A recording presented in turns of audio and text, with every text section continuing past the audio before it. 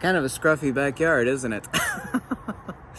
Yesterday, I posted some images while being out on a walk with the GFX 100, but they were completely unprocessed, cropped JPEGs. I just didn't have time, and I guess I was partially lazy, and I posted some images of some JPEGs out on a walk with the GFX 100, which has really great dynamic range, and of course the JPEGs are huge, and everything gets downsized for Instagram or posting on YouTube community forum. But this is not about those images. And I got a lot of comments about the images being overexposed. And they were basically, the highlights were about 3/4 of a stop overexposed. Didn't do any processing. They were just straight out of camera images with the new lens. But the one thing that people forget, I mean, obviously if I took the time, since I've been so busy the past few days, to actually sit down and process the raw files, which I normally do, I mean, they would have looked perfect. I've made a video about this before that people don't seem to get. And of course, everything's ultimately about image presentation, but I mean, for posting on Instagram or in the community forum, it was a picture of some officers that were riding horseback on large Clydesdales. I've talked about exposure, and of course, everybody incorrectly thinks that exposure exists in cameras. Well, it partially does, but in digital photography, and of course even back in the days of film, we used to dodge and burn if we overexposed our highlights. And of course, if you clip things, then of course the detail is lost. But I'm not talking about clipping details in the highlights. Now, if you know the dynamic range of your camera, I basically shoot everything except for flash photography at +3 or +2/3 of a stop, depending on the camera. I don't do that with the X-T3. I usually shoot everything +3 in most instances. You're not going to lose your information in your highlights. I've said this 1,000 times, and there's not another single YouTuber that actually ever talks about this. You saturate in your camera, and you expose in your computer. That actually bears repeating a couple more times. You saturate your images in your camera, and then you expose in your computer. Whether that be Lightroom or Photoshop or Capture One or whatever the hell you do. Of course, you should be shooting RAW. If you're shooting JPEGs, you know, kind of JPEGs only. It's okay to post JPEG images, but I mean, shame on you. I mean, you don't own an expensive camera to be shooting JPEGs. That's, you know what your iPhone is for, a little point-and-shoot camera. You have to know the dynamic range of your camera, but there's an old saying that a rising tide lifts all boats. Well, other than, and I'm not talking about clipping informational details in the highlights, if you saturate in your camera, you are giving a lot more information to your shadows. You ever seen muddy shadows? What people will do, and this is a major downfall of a WYSIWYG, which is what you see is what you get, which of course is the preeminent feature of mirrorless photography. People say to themselves, and they tell you, oh my God, I love mirrorless cameras because I can see what my exposure is going to be. So they'll make it look, and of course you have to sculpt your light regardless, whether it's DSLR or mirrorless or anything. You have to sculpt your light, but you need to saturate in your camera and expose in your computer. Ultimate image output relational to exposure does not occur in your camera.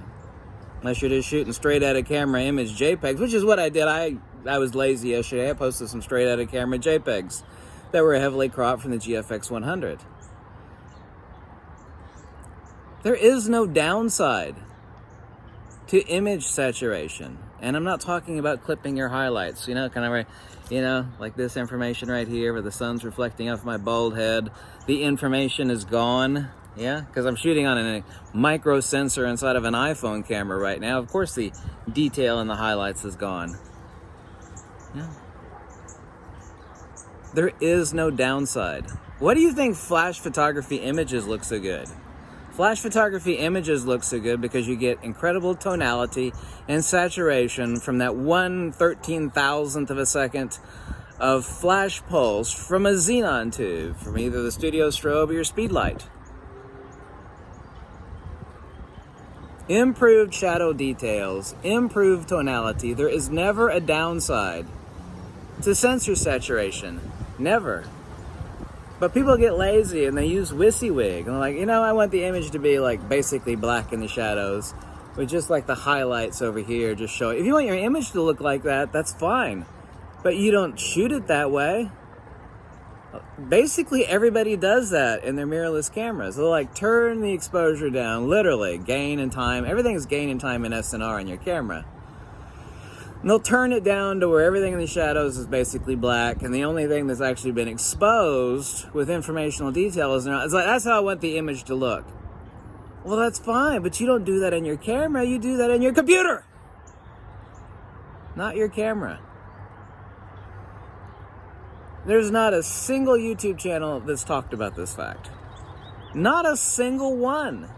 And it kind of like blows my mind. I was lazy for posting JPEGs. And the highlights looked like this, you know.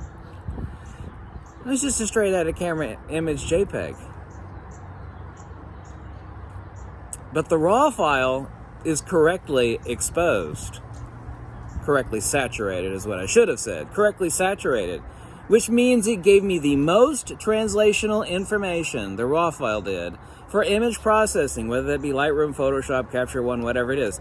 More information in your image is always better. You still obviously have to sculpt the light how you want, but there is no downside to more information. Never. If you take it to the edge, and of course this is called ETTR also, but people get confused when you say exposed to the right. What do you mean exposed to the right? It's a lot better to talk about sensor saturation. And like I said, no one's talking about highlight clipping. Nobody's talking about clipping highlights and losing informational detail in the highlights. This is why you need to know the dynamic range of your camera. Man, it is windy out here. My God.